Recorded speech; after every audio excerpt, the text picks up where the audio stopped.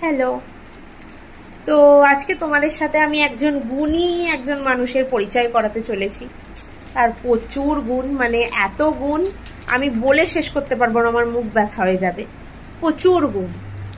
সেই গুণী মানুষটাকে সাথে আমি আপনাদের পরিচয় করাতে চলেছি। সেই গুণী মানুষটা হচ্ছে এই যে, ইনি আমার একমাত্র কন্যা। একজন গুণী মানুষ, প্রচুর গুণ। এত গুণ আমি মানে বলে শেষ করতে পারবো না, এত গুণ।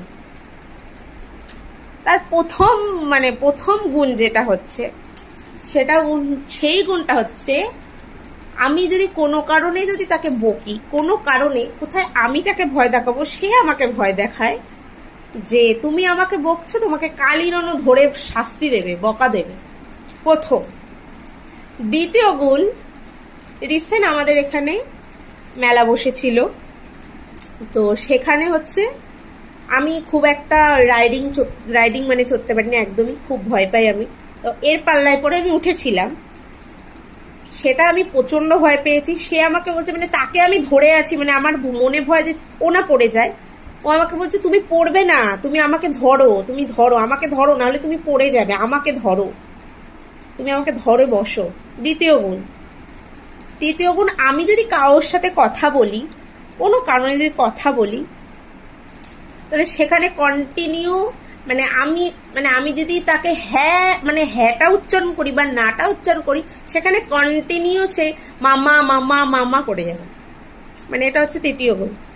আরো যে কত ধরনের গুণ আছে, ও আরো একটা সব থেকে বড় গুণ বলি, কোনো কারণে যদি পড়তে বসাই, আমি মানে পড়তে যদি বসাই, পড়ার সাথে সাথে ফার্স্ট তার জল চেষ্টা পাবে, তার খিদে পাবে, তার পাপার কথা মনে পড়বে, তার বাড়ির প্রত্যেকটা মানুষের কথা মনে পড়বে, তার টয়লেটে যেতে হবে, আরো যে কত কিছু পড়ার মাঝখানে, কত কিছু। তার জ্বর হচ্ছে, আবার হচ্ছে আরো একটা গুণ, মানে আমি কত বলবো, আমি বলে বলে মনে হয় আমি শেষ করতে পারবো না, এত গুণ।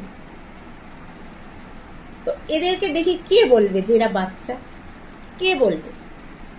মানে আমাদের মা এরা, মানে আমরা ওকে কি শেখাবো, ও আমাকে শেখাচ্ছে।